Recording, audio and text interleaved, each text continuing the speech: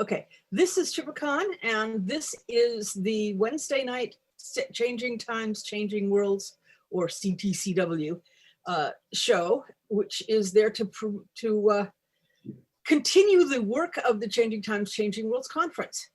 And at the conference in November this year, Kane did a wonderful workshop on on brain fog, which is basically we do a lot on healing, divination, magic, anything in the spooky foo area. And healing seems a very useful use for magic. And Cathy did this wonderful thing on brain fog, which unfortunately is a lot more complex than I thought. And it took up it took our longest block, and she didn't have time for questions and answers. So this is the auxiliary questions and answers period for brain fog. And if you missed that one, if you register for the conference, you can do that at the ctcw.net conference. And we have actually instituted so you can see all the recordings. You won't be able to interact live the way you do on the Wednesday night shows, but you can get access to the recordings, and you can get them in a 1 year or 1 month format if you can watch 30 some recordings and at your leisure, right? So please mute yourself unless you're going to be asking a question. Otherwise, we might hear your dog or your coffee maker. And tonight, I'm going to introduce Kane, who is an author. You really ought to check out her books. If you look at her speaker profile on the website, you can see all the cool things she does. But tonight she's talking about brain fog, which is hitting some of us with what we call COVID brain, but there's a lot of other things that can be causing it. So take it away, Cathy. And hi there. I'm Kane. I'm a metaphysical Christian, a Reiki master, a New Age chick, and a general all-around delighted student of the universe and teacher of what I learned. So here I am, and an author. She's right. You can find me on BNN.com and Amazon.com, among other things. So anyway, we're going to talk about brain fog tonight. And if you, this is the Q&A. This is a part of the lecture, but it's also Q&A. So if that we didn't get to during the con, because there's so much information about this. Before we start formally, I'd like to say, give credit for this lecture to Chipicon. I had no idea about doing this for a lecture for the con. And Chipicon said, could you do something about brain fog? And I said, I don't know, let me see. And I did a little research, and I ended up with an 11-page outline, which, given my standard outline is usually 2 pages, this gives you some idea. So I came to find out there's a lot of brain fog around. And the thing about brain fog is it's very individual.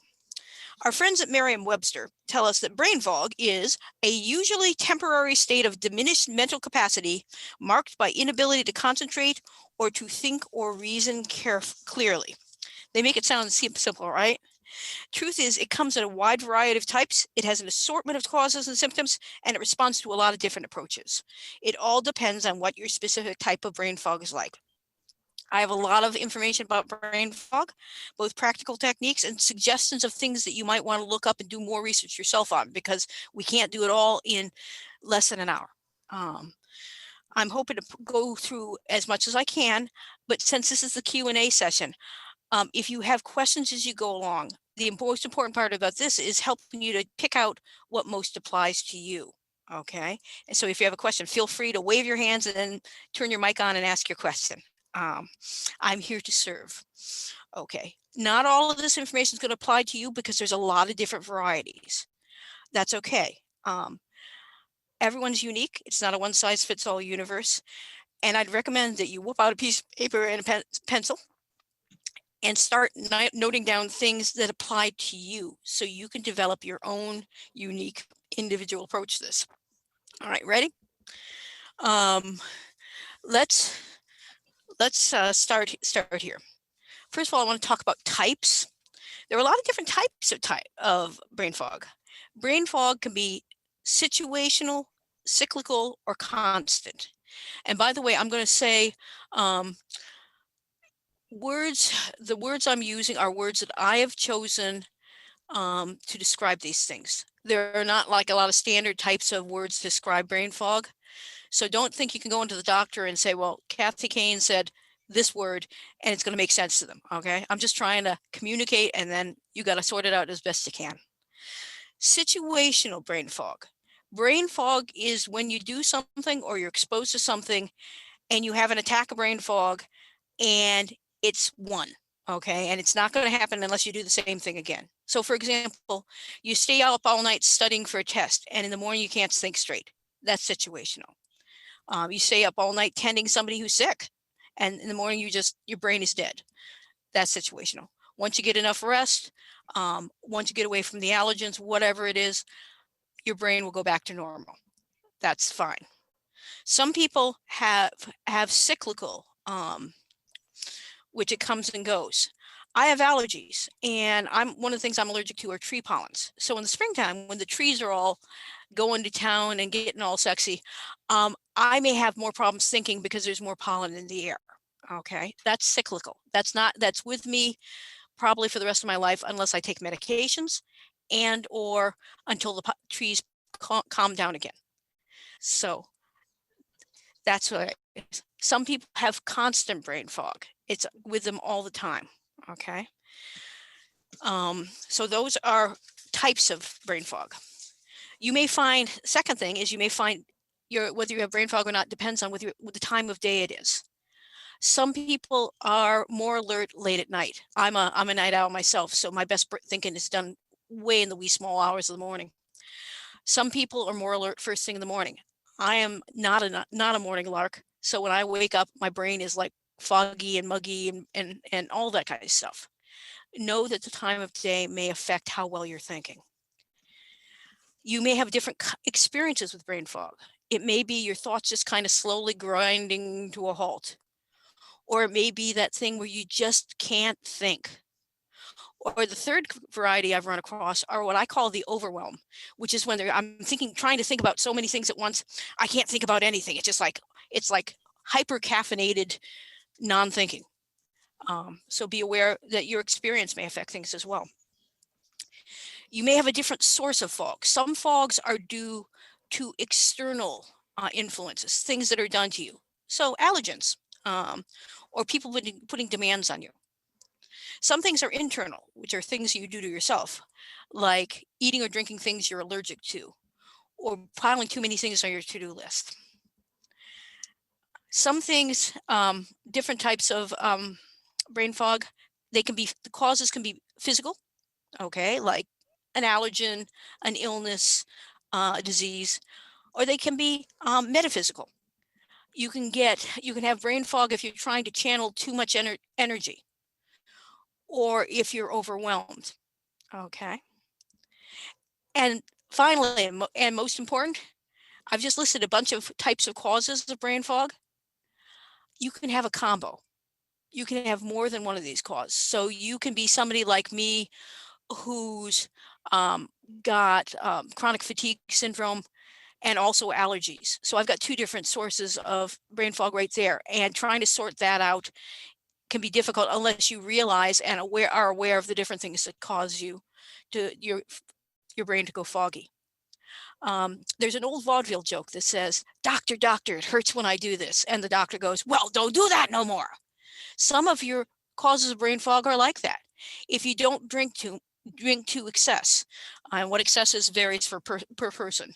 If you don't expose yourself to allergens, if you turn that doggone air conditioner on so you're not breathing in every pollen, if you don't try and stretch past what your body needs for sleep, if you don't get dehydrated, your brain's going to work a lot better. Okay, is this making sense for everyone else? Everyone so far? All right, I see a nod, so that's good. All right. Now, let's see, symptoms. Let's run through these real quick. All right. Symptoms that may indicate brain fog: communications difficulties, so like speaking or writing, like writer's block; concentration problems, decreased productivity, decision making; depressions, disorganized thinking, distraction, drowsiness; errors, fatigue, forgetfulness, impaired cognition, inability to think critically, inattentiveness; learning difficulties, lethargy, low energy, memory problems, so formation, impairment, long-term retrieval, short-term, and storage; performance decline, physical incoordination, poor rationalization, procrastination, psychomotor slowing, moving, talking, or thinking, which includes the thing where you pick up something and it falls out of your hand because you forget to hold on. Social decline, sleepiness, slow-wittedness, being spaced out, being tired. Okay. Okay. Are people with me so far? Okay.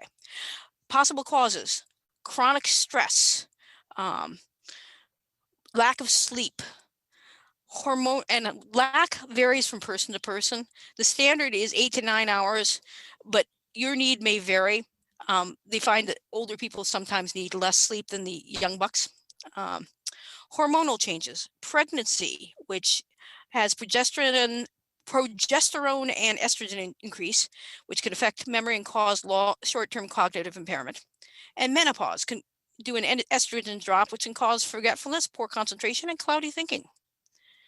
Diet: B12 supports healthy brain function. Deficiency can cause brain fog, and sources include dairy products, eggs, fish, meat, and poultry. Food allergies: possible culprits include MSG, aspartame, peanuts, and dairy. But I find there are other foods because I have weird food allergies. So any allergy can make your brain foggy.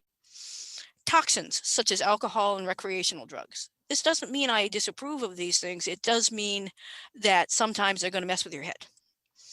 Medications. Brain fog can be a side effect of a drug, and side effects are possible but do not happen for everyone.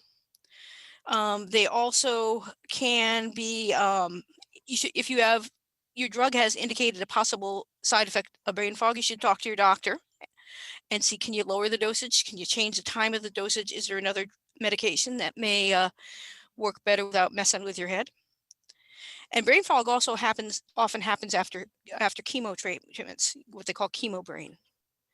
Medical conditions caused with inflammation, fatigue, or changes in glucose level can cause brain fog.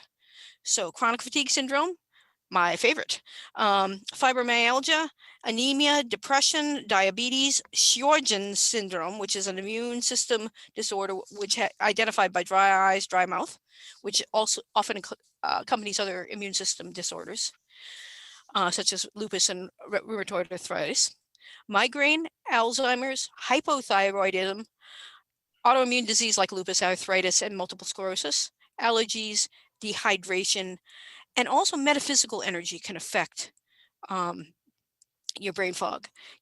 You can get brain fog if you're poorly grounded. For those of us who are familiar with metaphysical activity, it means you're so up in the higher chakras that you don't have that base to work off of. It can also you can also get brain fog if you have excessive use of energy, which excessive varies from person to person again. But if you're channeling more energy than your body's ready for at that time, you get all spacey and brain foggy. Okay. All right. Everybody with me so far? All right. Okay. We've gone through some of the basic stuff right now. That's causes and that sort of thing. A lot of the brain fog comes in two areas, either lack of energy or lack of focus. So I'm mainly focusing on that. At this point, do people have questions and questions that they want answered, or concerns they want to raise here? If so, please unmute your microphone, raise your hand, and we'll take you in turn. I have a question from the Facebook community. Yeah. The person whose name I'm afraid I cannot pronounce, it's kind of embarrassing, yes, had said that they have brain fog and they would want to consult with somebody, and who should they go to consult, to get a consultation?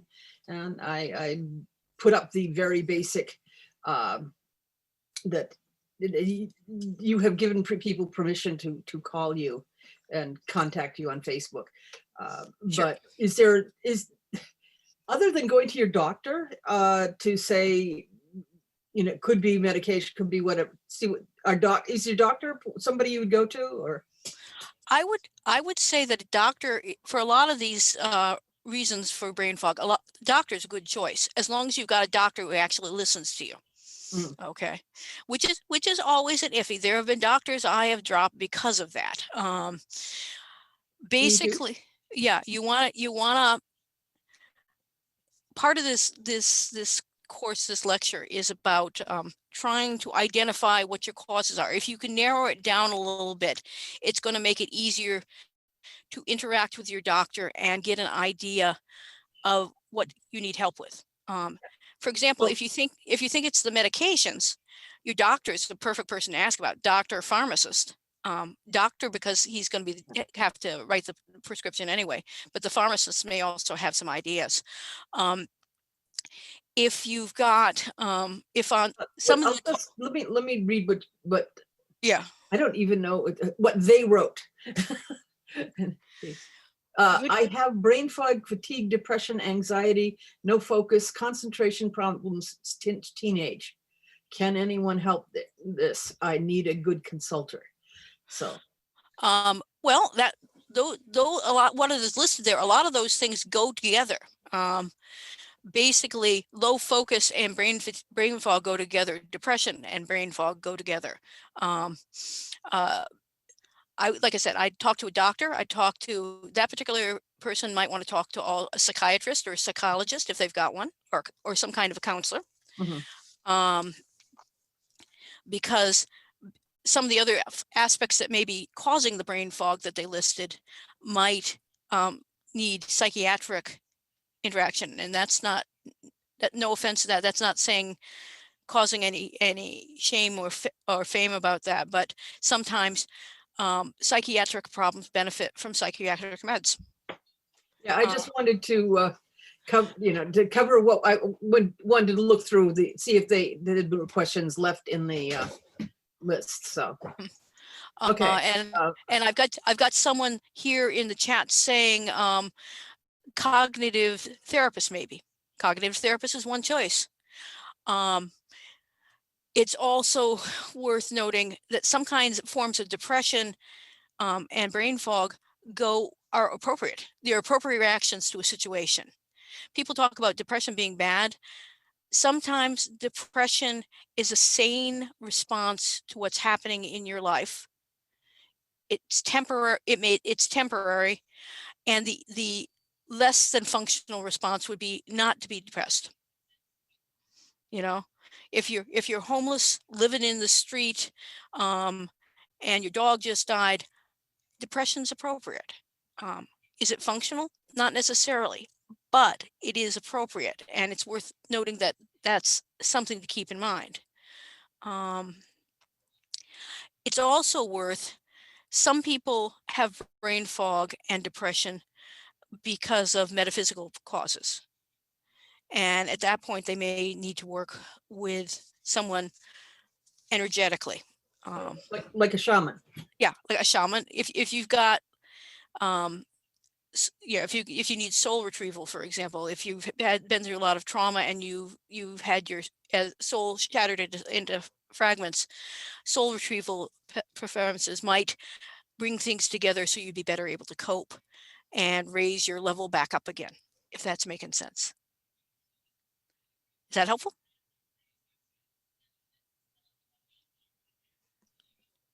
Is that helpful, Chip? Well, not Chip Con. I was just kind of hoping that we'd have more people who had active questions. Well, I'm not covered. You've covered everything so fast. Oh, I know. I'm trying to get through to give people as much information to work with as possible. I'm still not going as fast as I was at the con, but I want to make sure that I make spaces for questions if people have questions. And I understand too very much the idea of you get a lot of information and you've got to process it. And once you've processed, once you've thought about it a little bit, once you chewed it up and digested it a little bit, then you're ready to have questions, and that's okay. I am available online on Facebook if people need to follow me around, tug on my show. I say, what about this then? So if we don't have any questions at the moment, I've got more information. Kathy, I have Yeah. one. Sure. Do you have anything you can expand on the dropping things symptom that you mentioned? I don't remember that one from the con. Basically, it's part of the thing is some of the symptoms of brain fog are psychomotor problems. You know, you can forget how to hold on to something. You can forget how to you may have to stop and think how to move in a certain situation, that sort of thing. You ever sit there and staring at something for like a significant time and think, I need to get up, but I can't really figure out how to do that? That's a brain fog too. And I find sometimes when my brain is foggy, I may find I'm dropping things more, or I'm stumbling more, or I'm catching my toes in things more. And that seems to go with the brain fog as well. Does that answer your question? Yeah, I hadn't connected the two. That's Isn't interesting, a little disturbing, huh? yeah, I've been noticing I tend to drop things if I'm not, mostly light things that I don't feel like I need to really grab. Mm-hmm. They just kind of slip out because I wasn't holding them quite tight enough. Exactly. And my what I find is interesting is trying my best to make it not containers of liquid rather than something else. If I'm going to drop something, drop the right thing. I'm reminded, it's not brain fog, but I knew someone once who had started exercising, going to the gym, lost weight, and suddenly had something called foot drop, where they were tripping on cracks in the street and such. And it turned out that what they needed to do was stop sitting with crossed legs, because having lost weight, it was putting pressure on the nerves. And so they were so skinny that they were that just sitting with the crossed legs all day was causing them to was interfering with their nervous system, so they weren't as aware of their feet, so their toes were catching and things. Yeah, so there you go. Here you are. You do the exercise, you lose the weight, and suddenly you're less coordinated. It's like the body is so complex. It's amazing. That it is. So anyway, any more questions at the moment? Okay. I'm just going to jump in on, yeah, I understand the dropping and tripping when I'm brain foggy. Brain fog, among other things, seems to affect not only the conscious mind, but the unconscious mind. A lot of times when we're walking, we don't have to really think that much about it. You know, we think about where we're going, but we don't necessarily have to consciously think about where our feet are at, or placing our feet down. But when our brain's foggy, we become less good at that. The muscle memory seems to be affected as well. Okay. Bummer, but there it is. And this is the thing, I don't really think about my unconscious brain. I don't think about unconscious reactions. Probably because they're unconscious. But it does seem to affect both sides of it.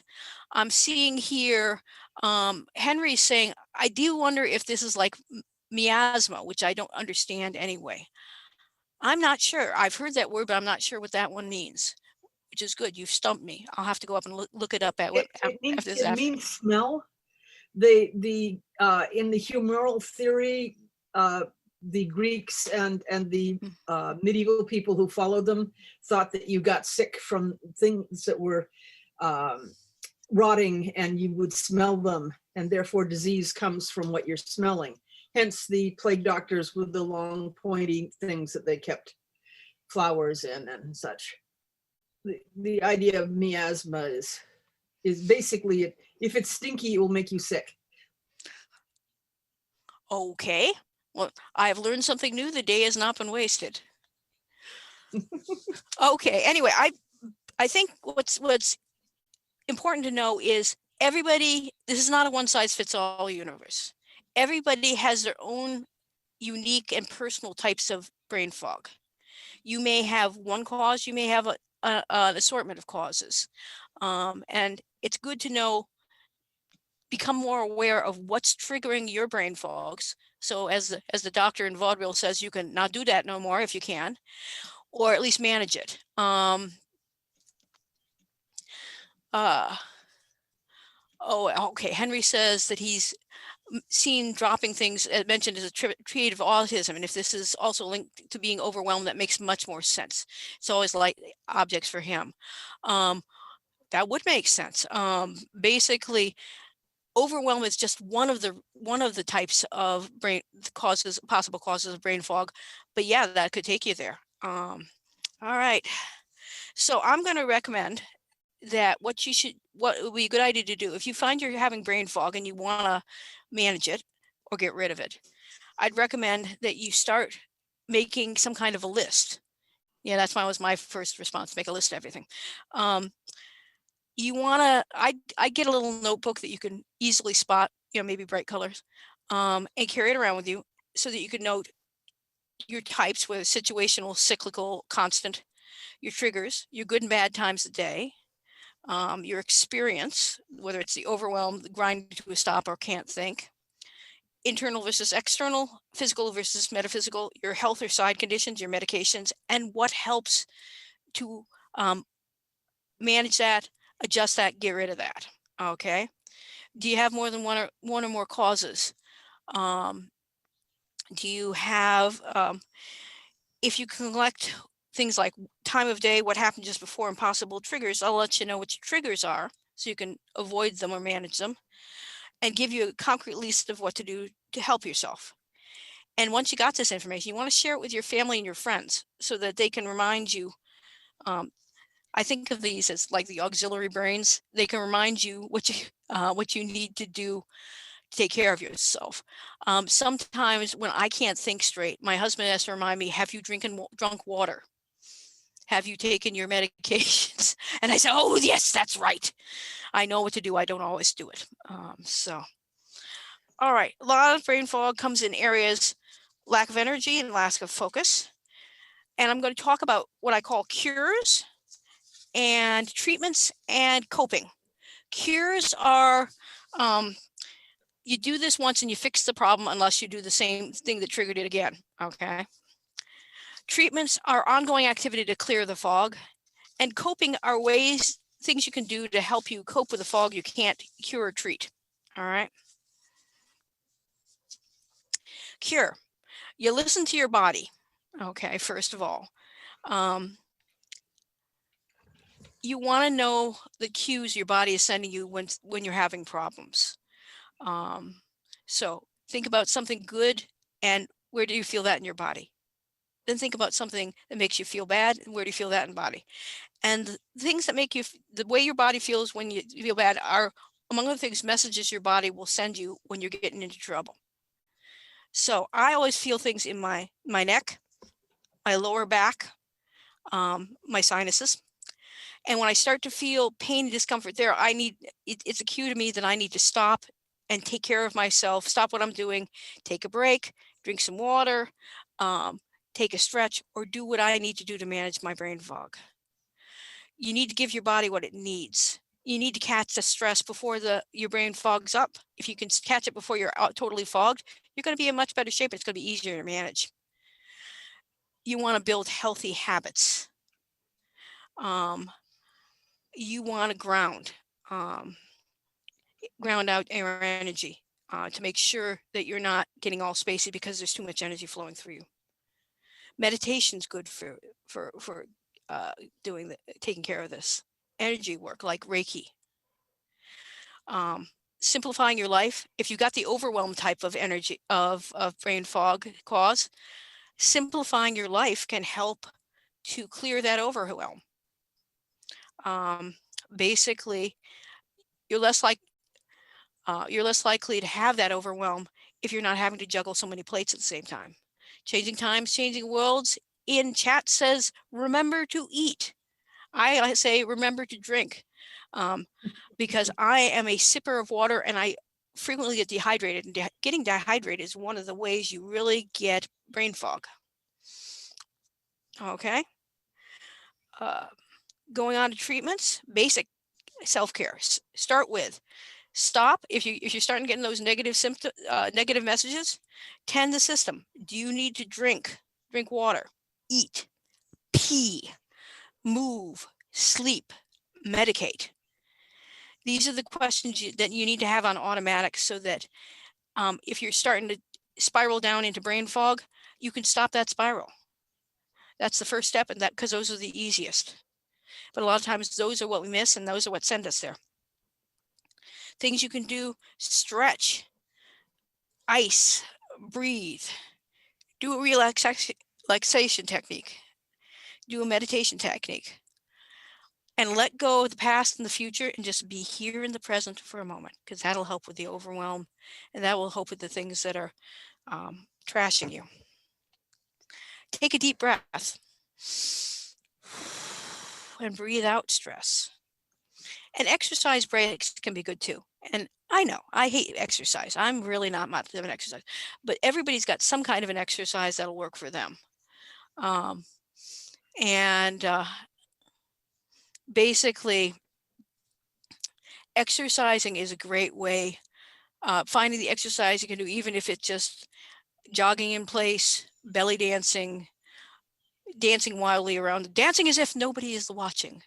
These are all good things that can help you break out of your brain and into what you need to do. Chipicon, do you need to do a station ID or something like that? Well, I'm just taking your Yeah, I saw that. It's like I stationed these beside my computer so that I okay, whenever you think of it, let's do a little bit of there you go. I feel so powerful. It's like immediate adoption of a problem. So, all righty. All right, we don't have to do anything. Okay, cool. Nutrition. You want to think about things, and what I'm calling nutrition, not everybody's going to say this, but things that can help with brain fog: caffeine. A lot of us have a caffeine habit. A lot of us need the caffeine to keep ourselves on an even keel and keep going. I've got chronic fatigue syndrome. One of the things I find that I need to manage my syndrome is judicious application of caffeine and sugar in appropriate amounts at appropriate times. Not necessarily on a every 15 minutes thing, but if I'm starting to feel kind of foggy and vague, caffeine is one of the ways to deal with it. Yes, other than withdrawals, caffeine is amazingly safe, and even withdrawals, while annoying, are not necessarily bad. It's just something to be aware of and to do when you're not when you're prepared with the idea that you may get a little foggy. Jenny, I see you're commenting about math, and yeah, that's a hard thing. Basically, we'll look at. I'll try and look at some of the management techniques, and maybe there's something there that can help you. Other things with nutrition: sugar. As I said, caffeine and sugar are two of my ongoing non-medicinal medicines. I find that if I do not, people talk about, oh, get more sugar out of your diet. Well, I find if I get too much sugar out of my diet, my brain goes all foggy. I need sugar, and your body does need sugar because it's how your nerves communicate. The question is striking that balance between too much and not enough. Vitamins, B12, we talked about that earlier. B12 helps to cut down on brain fog, and that's from dairy products, eggs, fish, meat, and poultry. Okay. And allergens, you want to watch out for the things that you eat that trigger allergies, because that may make you foggy. if I eat the wrong things or drink the wrong things, I get spacey, and I have a hard time thinking. So it's worth being aware. Sometimes I'll eat them anyway, but at least it's worth being aware that if I do that, I'm going to pay a price for it, and I'm consciously agreeing to pay that price. All right. Surroundings. One thing that can help with brain sync. One of the things that can help with brain sync, lemon. Lemon scent is a stimulant. Okay. That's one of the things that can make you more alert and aware. So you can use that in cleaning supplies, or you can use that in toiletry supplies. I used to have a great body gel that for the shower that was lemon scented, just woke me right up. Or you could even get a little bottle of lemon essence and open it up and sniff it if you need a little jolt to your brain. And oh yeah, changing times is right. Allergies can be binary, one or the other safely, but together you're allergic. I don't know if it's necessarily combined of that, but more like each has its own little thing, and too many all at once is just your body says, okay, that's enough. That's more fun than I can stand. It's what can make multiple allergies hard to diagnose. All right. Also, there are certain soundtracks that you can put on that can help make you more alert and aware. There's a lot of this stuff in the new age. My favorite company is called Brain Sync, BRAINSYNC. And they do recordings. Some of them are guided meditations, but a lot of them are just background sound effects, nature voices, music, things of that sort that move your brain waves into different levels. And some of them are designed for focus, and some of them are designed for energy, and some of them are designed for learning. And I found them very effective. And you can just put them on and play them in the background while you do other things, which is kind of cool. All right. Mainstream medication. Side effects are potential. Not everybody gets them. You want to check your side effects, look to a physician's desk reference and see what they say if there's any possible side effects. And then talk to your doctor or pharmacist whether that may be a contributing factor. Oh yeah, Henry, I see that. I understand fuzzy altogether. All right, and mental programming. You can use beliefs shape reality. You can use the mind-body connection to affect you let your thoughts affect your brain, as it were. Beliefs are created by repetition and programming. So you can do things like affirmations. Does everybody understand affirmations? Okay. You can affirm, my brain is clear. I can think clearly. I can focus my thoughts whenever I want. Things of that sort. You can also use something called emotional freedom technique. And I don't have time to explain that all to you right now, but you can look it up online. It's called emotional freedom technique, EFT for short. And it's a combination of affirmations and tapping on points on your energy meridians to clear blockages and help with flow of qi. The Chinese feel that all illness and injury happens because of blockages in your qi meridians. And I must admit, EFT works like a charm. It's designed for clearing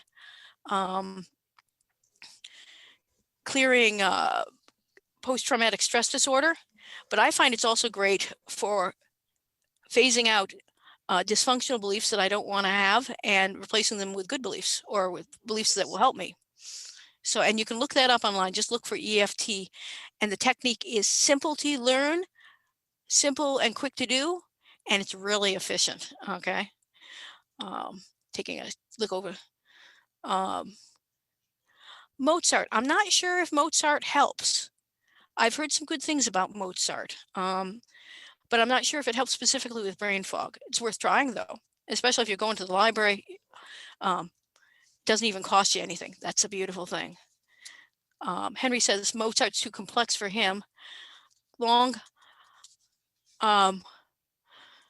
Aha. Okay, you can't stand Mozart because you need long tones of yeah. I think you would really like brain sync. Let me type that in right now. BRAINSYNC.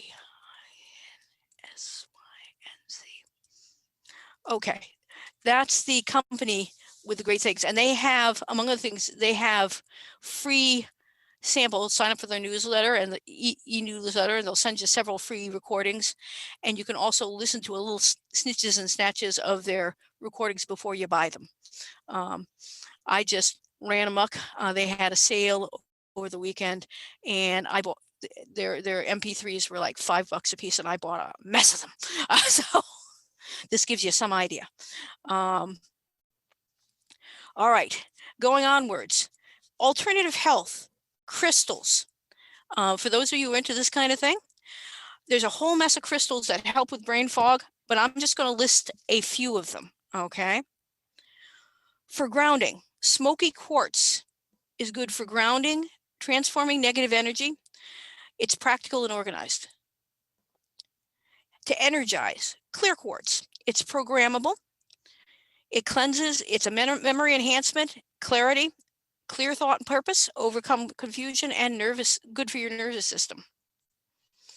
Clarity, blue sapphire, mental activation, insight, discipline and focus, mental clarity and focus, increase memory and intellect, increase focus, calm energy, increase mental strength and learning.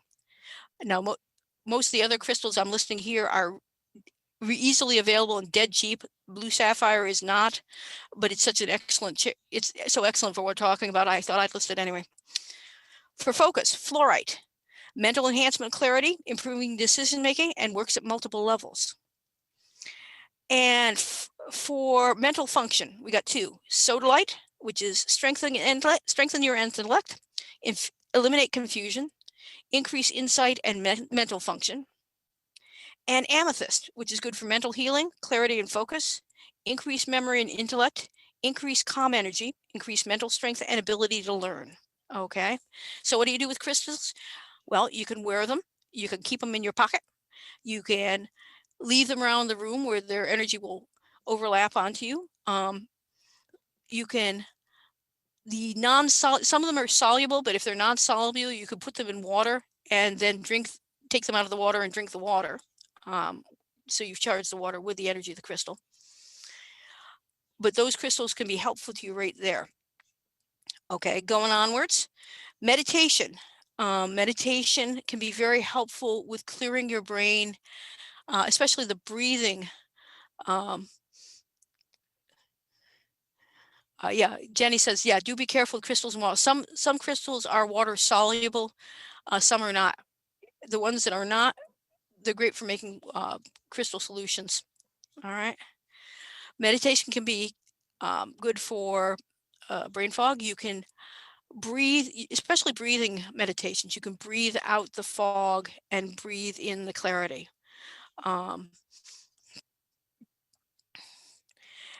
Grounding.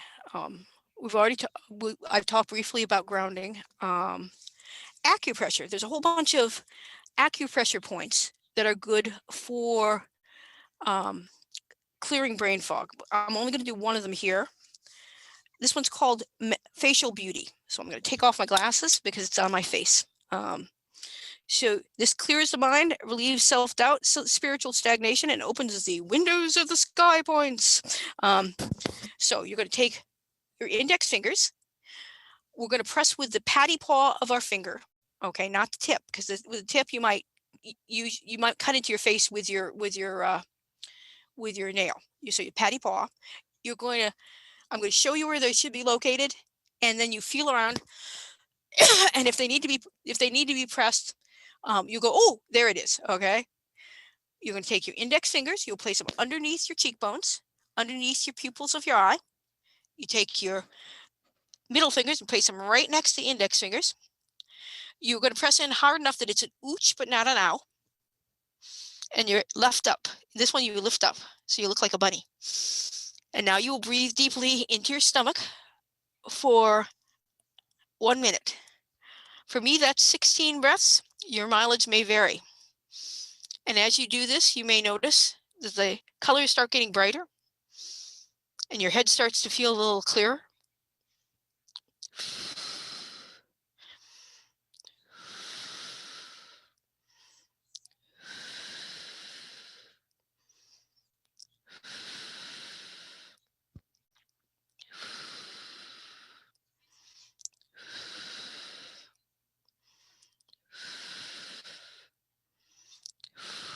We've done about a half minute so far, and I'm going to start talking again.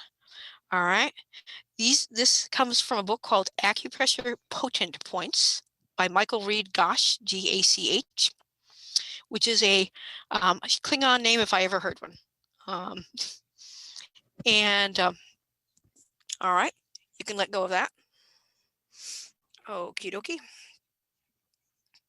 Now they feel if you do that 1 to 3 minutes a day, not only will you have immediate results where you find your head feels, your sinuses the sinuses here will clear, your head may feel clearer, the brain fog may drop a bit, but if you do it at least once a day, 1 to 3 minutes a day, you'll find you'll have long-term effects too. Okay, Jenny, that may help with your math. You may find your math starts to come back. Keep fingers crossed. Okay. I would recommend the book Acupressure Potent Points. Oh, it's disappearing. Just because it's a home first aid manual of acupressure, and it's really very useful. There's lots of other points in there you might want to be using. Okay. All right, let's see. We've got about 11 minutes left. We're going to do a mudra. Okay. A mudra is a spiritual hand positions that channel energy. Okay. So we're going to take our left hand. We're going to make a cup of it. Okay. Like that. We're going to take our right hand. We're going to take a thumbs up and place them right in the cup. Okay. And we're going to breathe.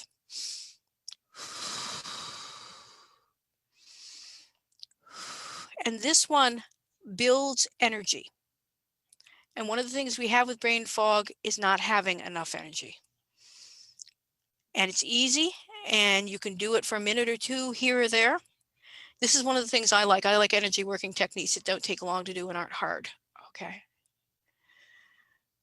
And you may find that that also helps with clearing your head and getting you to where you need to go. Okay, we got about 10 minutes left. I have yet more stuff, but I also want to stop and ask if people have more questions.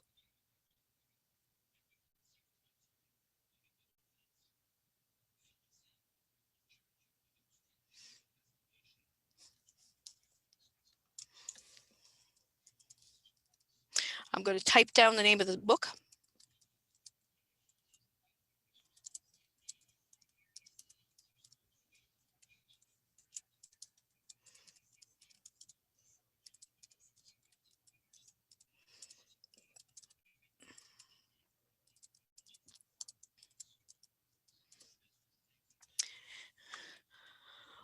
Okie dokie. There's a thunderous lack of questions, and that's okay. All right, finally, we're going to talk about coping with brain fog. Some types of brain fog you can either get rid of with one session of something or another, or ongoing maintenance techniques like we've been talking about. But sometimes you can't totally get rid of it, and you got to live with it the way it is. All right. So things you can do to cope with brain fog. First of all, set your surroundings up to support yourself. Screen out distractions like phone off the hook, headphones. Do your thinking work in times when you have less interactions to kindly throw yourself up. All right. Yeah, I know. I see that. I understand that totally. Timings. Know your best or worst biorhythms. Are you a morning lark? Are you a night owl? They find that some people who have brain fog due to things like dementia are they have, they do what's called sundowning, which means as the sun goes down, they find it harder to think. I find the opposite for me. So that's kind of hopeful, I guess. But know your best times and your worst times. And if you got mentally demanding stuff that requires you to be alert and really well focused, do it when you're in your best times. Okay. And that's a simple trick, but a lot of people don't even think about it.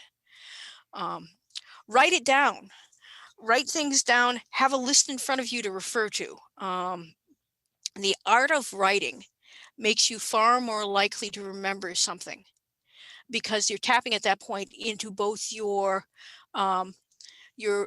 verbal learning skill and your muscular learning skill. Okay, so just write it down. Statistically, studies find that goals were written down are more likely to be accomplished. Which, if you think about it, that makes sense, but still, write it down repeatedly. Affirmations don't just have to be done, can be done spoken, but they can also be done reading. You know, those teachers who used to make people write on the board, I will not do this, I will not do that 100 times. They had something going for them there. Okay. Give yourself reminder cards. I have certain things, affirmations or other things I need to remember, and I have them taped up around the house or on the dashboard of my car and that sort of thing, because they help me to remember the things that are most important to me.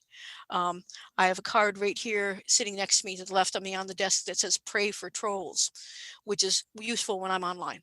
Have an auxiliary brain, build a routine, habit stack. Most of us have a certain amount of what's called habit stacks.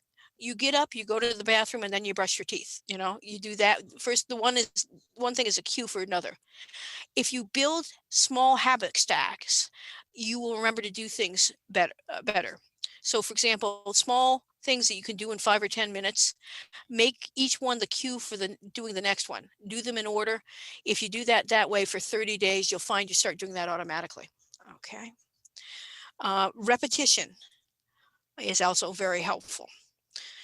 Surroundings. You want visual cues. Do you have something to say, Chipagon? I was just thinking about walking into the other room to get something. Oh, I was just going to that. Yeah.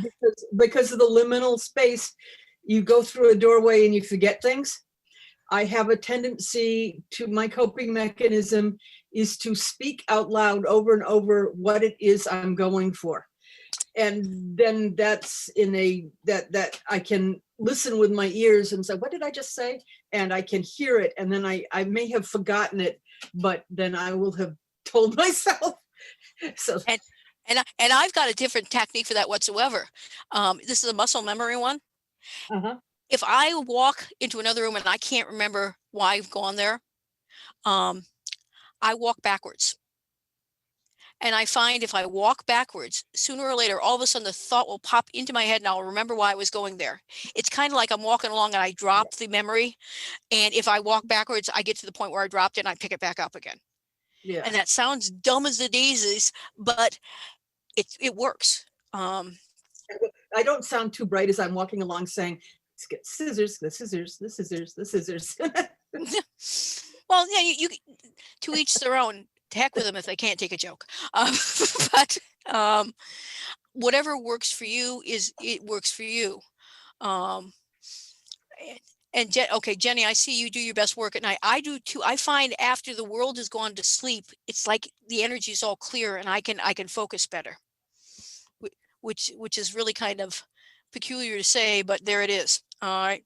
I find the timer is useful. If there are things I need to do, I can get lost on Facebook. I can get lost doing this, that, and the other thing, and I can forget to do whatever it is I need to do. If I set a time, it's a black hole. Yeah, it is a black hole full of fascinating things, but it is still a black hole. And that's fine as long as I can remember to get back on track. So that's what the excuse me while I reset my moon.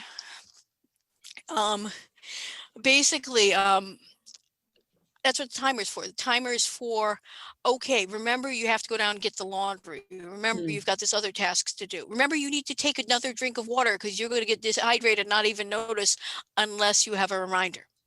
A timer can be very handy like that. I have here sitting on my desk, I have, let's see, can I get you up here? I have a small chicken timer. Because it's more fun. So, and the chicken is for when I need to do something, but I also need to do something else to remind me to jump subjects here. I find situational cues are good for me.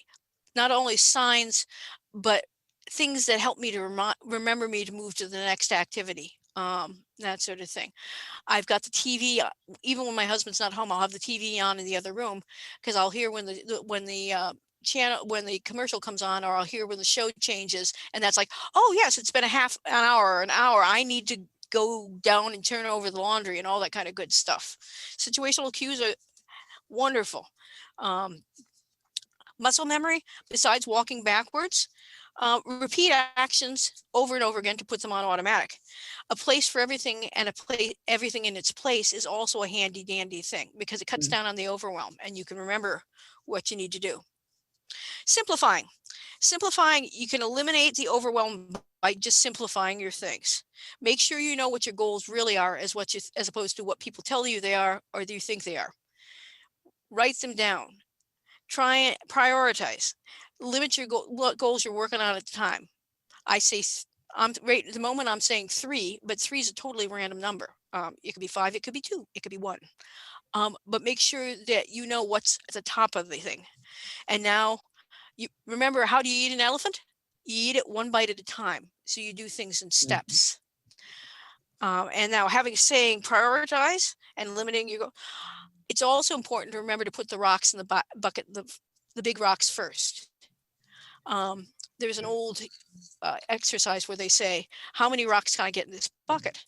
And if you put the big rocks in first and the smaller rocks in second, you could actually get more in that bucket because you've put the big rocks. So you want to look at what you need to get done today. What's your big rocks? What do you need to prioritize? And then fit the smaller tasks in around them. Time to wrap it up. All righty. And I've got more yet, but that's enough for now. Anybody got any last minute questions? No, not me. Okie dokie. I hope that helps a bit. Do some things, drink some water, take care of yourself, nurture yourself, and pay attention to what's making your brain fog, because that's what's going to help you. All right. Once you know what's making your brain fog happen, you may have some techniques to fix it. And wishing you all well and clear thoughts and clear skies and smooth sailing. Thank you much for coming. Thank you. Thanks everybody for coming.